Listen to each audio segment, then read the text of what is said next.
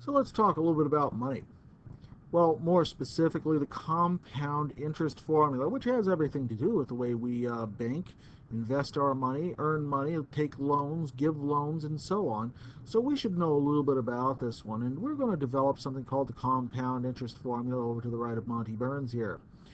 Well, what does it do? Well, let's develop it. First of all, if you recall what simple interest meant. Interest was the amount of money that you earn for saving money.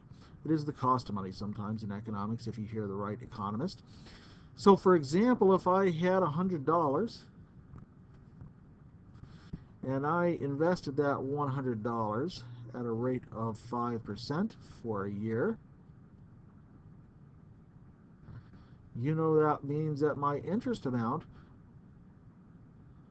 times 1, should be a positive 1, that should give me an amount of interest of $5. So in other words, somebody's giving me $5 for saving that $100 with them, which is pretty good.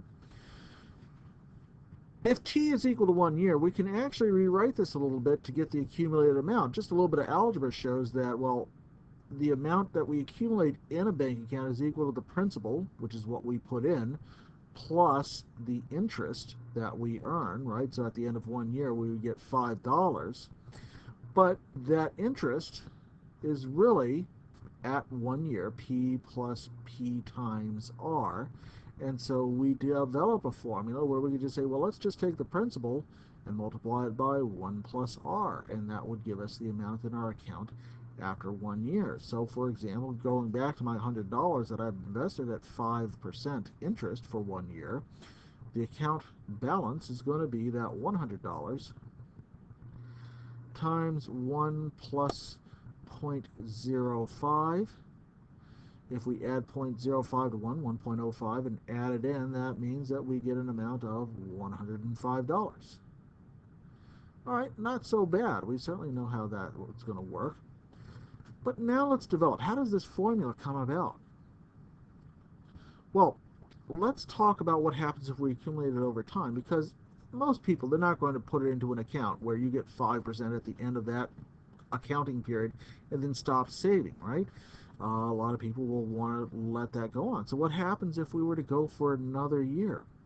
Well, the amount at the end of 2 years is going to be like the amount that we earned at the first year times 1 plus R again, right? We would just take that $105 and let it roll over.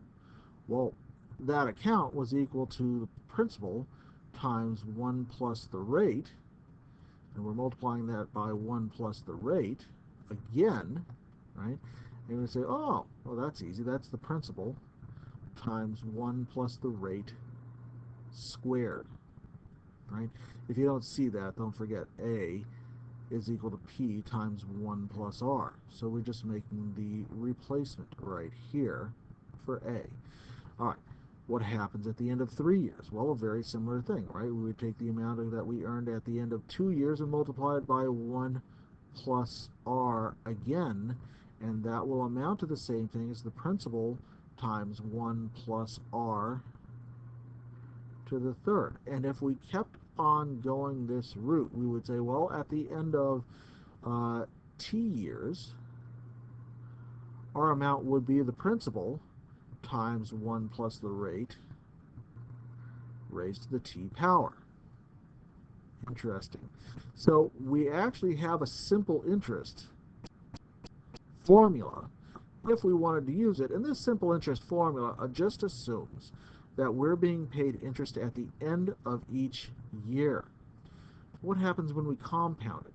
Well, compound means that what we do is that we take that annual interest rate and we divide it up over the years. So instead of being paid once per year some amount of money, you're going to be paid twice per year if it's biannually, or 4 times per year for quarterly, or 12 times a year if it's monthly. Most people who own a bank account will recognize that they get a bank statement for 12 times a year, once each month, and that corresponds to the amount of times that they earn interest on their account monthly.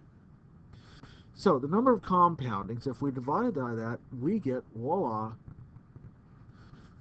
our annual our annual compounding formula interest, which stands for P is the principal, R is the annual rate, T is the time in years that we have to invest that, and then N is the number of times we let that money compound over the year. And let's work that out. Well, let's say we invest $1,200 principal in an account that compounds quarterly at an annual rate of 8%. And let's find the account balance after 5 years. By our formula, well, that means that we're going to find our account balance by taking that $1,200 that we initially put in as our principal. We're going to multiply that by 1 plus the rate, and our rate is 8%, so we enter that decimal y 0.8 divided by the number of times we compound. Well, quarterly means that we're going to divide by 4. Now, you think, well, okay, that's kind of a bad thing, right? Well, if we take 8% and divide it 4 ways, we're only getting 2%. But remember, you're getting that 4 times per year. So we put that to the n times 5, right? Because we're doing it for 5 years. So now we're going to work this out. First of all, we can simplify this a little bit. This will become 1,200 times 1.02, right? 0.8 divided by 4 is 0.02. Raised to the 20th power. So I'm going to go to my calculator now and work this out. I'm going to take 1.02. I'm going to raise that to the 20th power. And then I'm going to multiply that result by 1,200.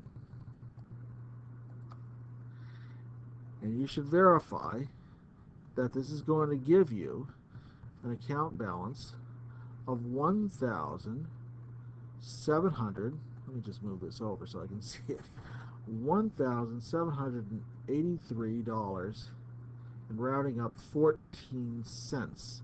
And that's how much I'd earn at the end of that 5-year period.